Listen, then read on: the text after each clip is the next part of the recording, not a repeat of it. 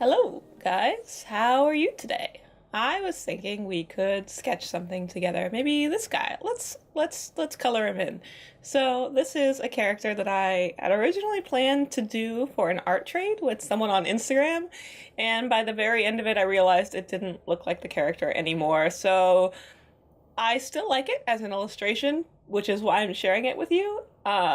But it didn't really turn out the way I wanted, which is still exciting because it means I get to do another piece of this character. So I'll leave links in the description down to this person's Instagram profile if you want to check out the character. The design is super interesting, and I was so glad when this character or when this artist mentioned that they wanted to do art trades with people, because I was just really excited about the opportunity to draw this guy, which I had been wanting to do anyway. So one thing you're going to notice is when I do Copic marker illustrations, I kind of just take it as an opportunity to easily blot color onto a paper.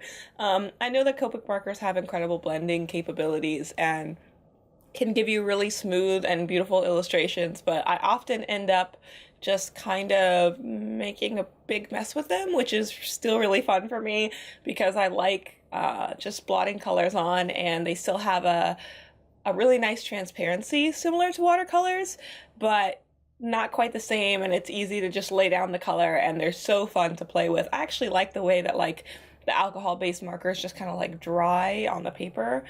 I know that's really random, but using Copic markers is always a fun experience for me.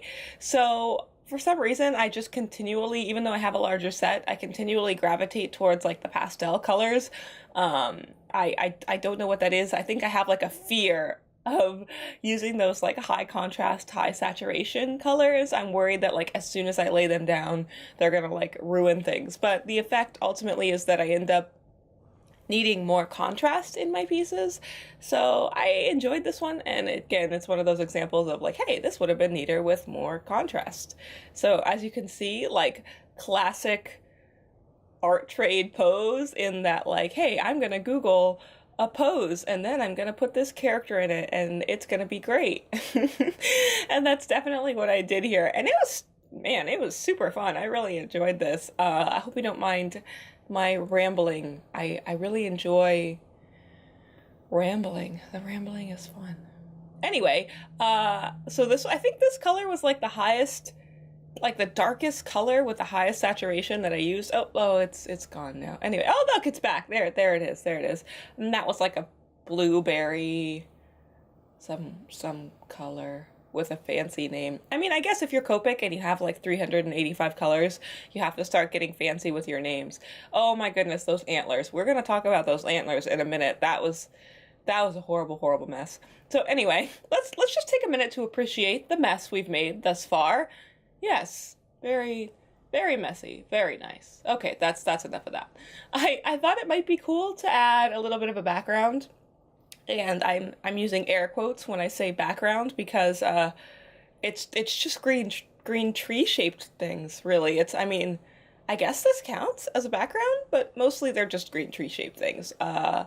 Vaguely tree shaped, not really explicitly professionally tree shaped. I didn't want to have a black background, so I just started, as you do with Copic markers, smearing color all over the page, and I'm apparently only capable of using this purple marker, maybe Wisteria V20, I think. That's like the only thing I used for shades. Oh, I love this part. Oh my goodness, I know, it's like I'm watching it like I didn't make it myself. I have been really enjoying making lines with colored pencils lately, like specifically the Kohl Erase colored pencils. So that's what I used for my lines here. I used like rose for the initial sketch, and then I used what you saw before was lavender for some lines, and then for the darker, more defined focal points, I used this darker violet. And I really love, like you can see on the arms and the shoulder, how the pink shows through, the lavender shows through, and then the lines are a bit darker around the face area, just for like a little bit more focus and stuff. Okay, antler time. what in the world are antlers? I don't understand. So I was seriously struggling, and every iteration I did of this guy, the antlers were awful. So I'm like, maybe if I just scribble around the antlers, they'll look better. That's not working. Maybe if I know, mystic antlers. We'll just do big swirls around the antlers, and that will fix all of our problems. So I was trying to tell myself it's okay to experiment. It's okay to scribble all over this thing because the practice is still great.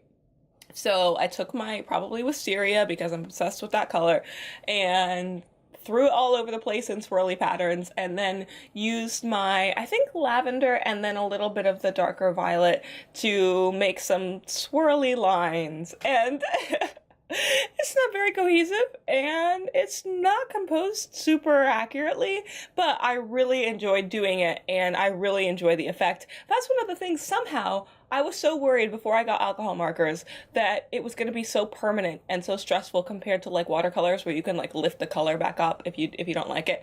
But I was so worried. Anyway, I love playing with Copic markers. Oh, I have an idea. You know how like at the end of videos, people will show you like all the materials they used all organized like and laid out in a beautiful shot? Well, this is what that looks like when I try to do it. I'm just going to let you, yeah.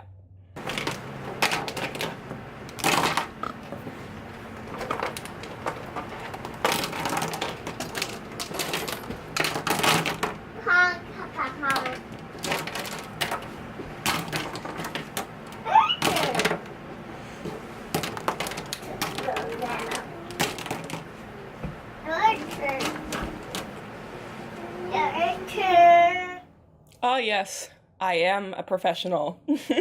Anyway, guys, thank you so much for checking out this video. Like, subscribe, all those things you're supposed to do in a YouTube video, and let me know what you'd like to see next, because seriously, this is so much fun for me. And my next video will be, again, another character, or another piece of this same character, because he deserves better. He really, really does. So we're gonna try again next time.